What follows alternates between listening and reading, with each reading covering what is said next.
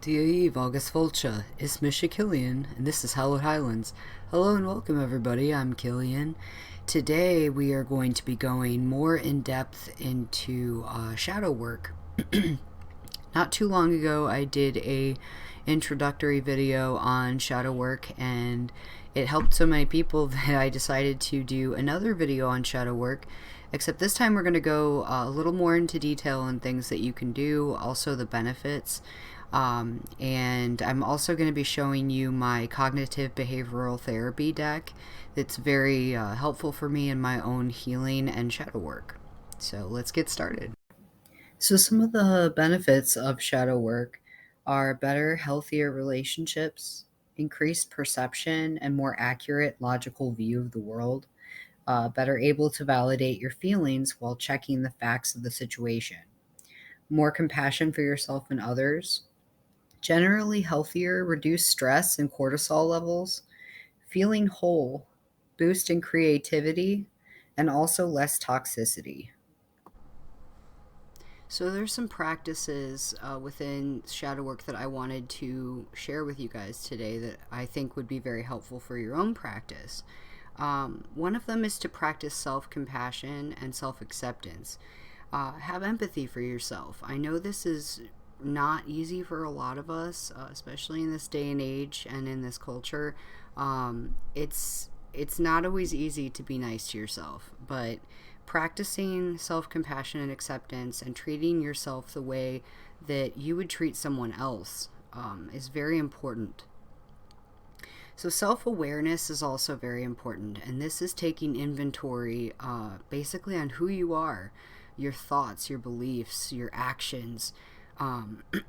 You really want to take this inventory and determine what you can change and what you want to change. And then from there you can figure out how to change those things.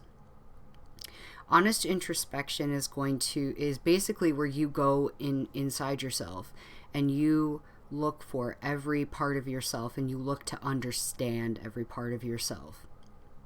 This is going to enable you to be more aware of like who you are and also how you operate and what you want to do to grow and improve. So journaling is another very helpful activity that you can do with your shadow work.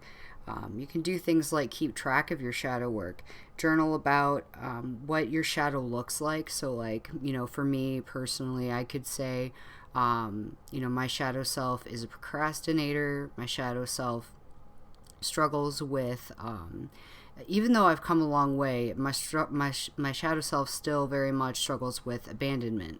I was abandoned as a child, and it really impacted me and still impacts me to today. So I have to work on that. But also, when you look within for your shadow, you can also look for the root causes of why you are that way.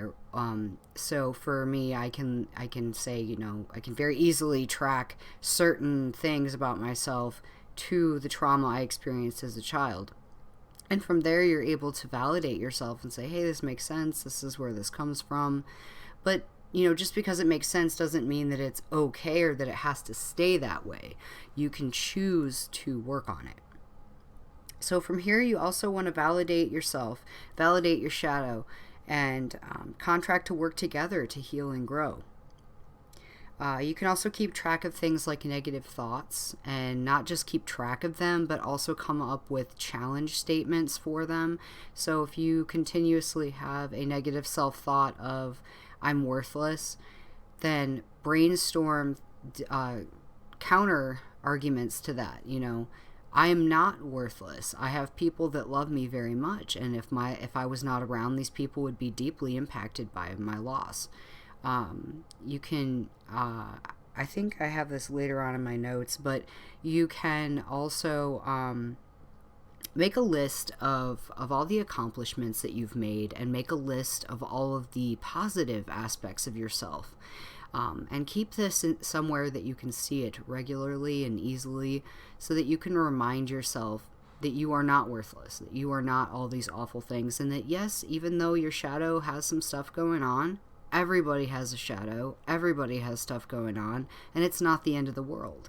That's one thing that I really wish people could understand, is that your shadow self is still a very important part of you. It is a part of you. And when you ignore it or neglect it, it will scream louder and louder and louder until you pay attention. And until you pay attention, you ignoring your shadow self is you're denying a part of yourself, and it's only going to affect your mental health and your physical health and your relationships.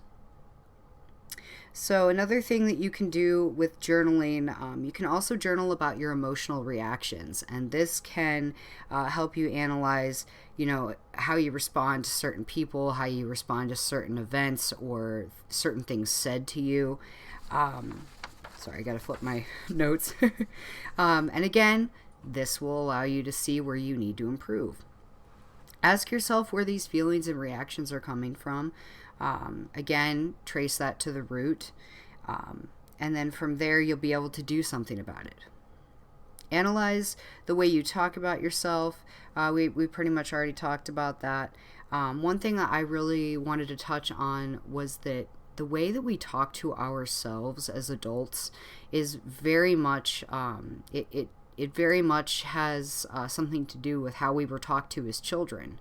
And whether we had abusive parents or parents that loved us very much, no one's perfect. And even parents who are deeply loving are going to have moments where they yell, where they say things they don't mean, where our emotions just get so intense that sometimes we yell, sometimes we say things we wish that we hadn't.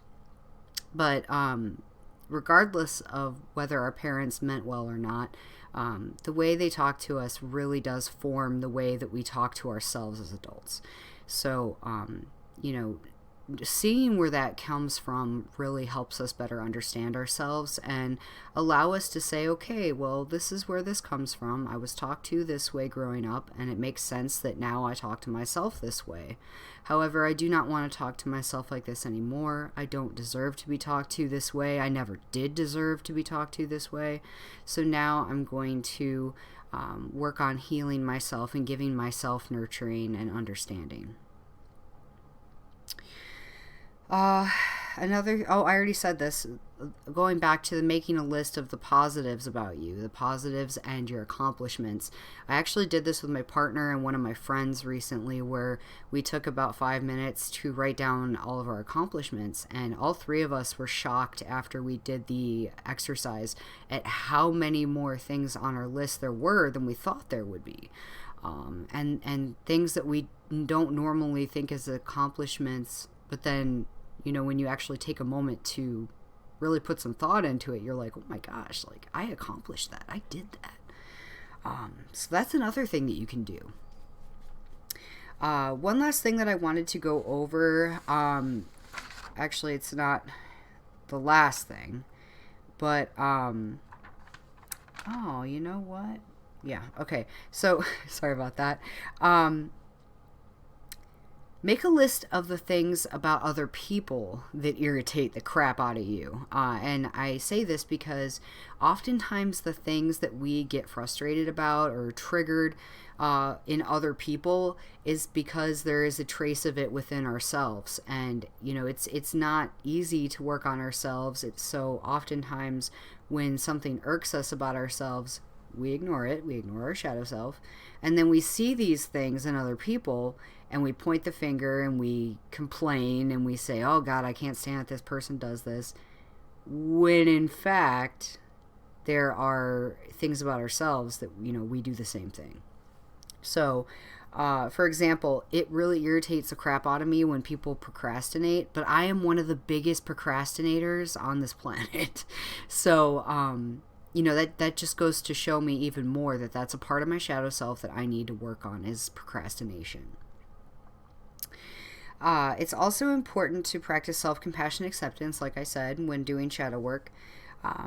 It's really hard and painful to sit with all the negative aspects of ourselves. So I know this isn't easy, but it is very powerful. And a way to do this that I like to use is to visualize yourself inviting your shadow self to tea.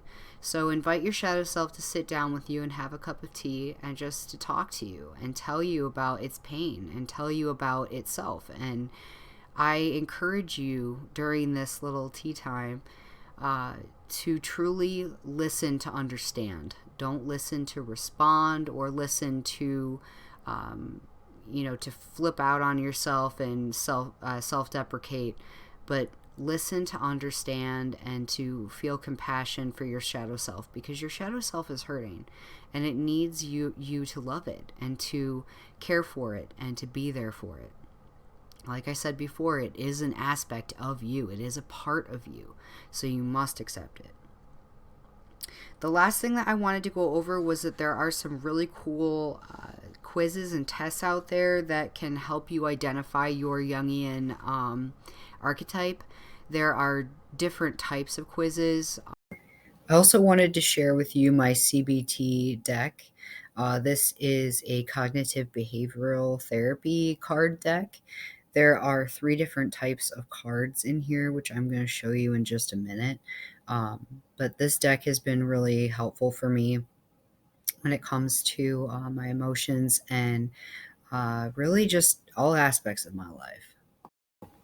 So the 3 different types of card in here, I'm going to go ahead and just read off on the how to use this deck card. Think. These are cognitive strategies for training your thoughts to serve you well. There's act, behavioral techniques for choosing actions that build the life you want to live. And then the third one is be, mindfulness practices for experiencing greater presence and connection in each moment. I have an example for each of the 3 cards here. The first one is shifting your comparisons. This one is think, and it helps walk you through when you're making comparisons between yourself and other people. The second one is be, and it is waves of breath. This one walks you through a breathing exercise. And then the third one is act, and this one is open to joy. So it walks you through a physical prompt. I hope you enjoyed today's video, and I hope that it's helpful in your own shadow work. Don't forget to hit the like button and also subscribe so you don't miss any of my other videos, and I will see you in the next video. Bye, guys.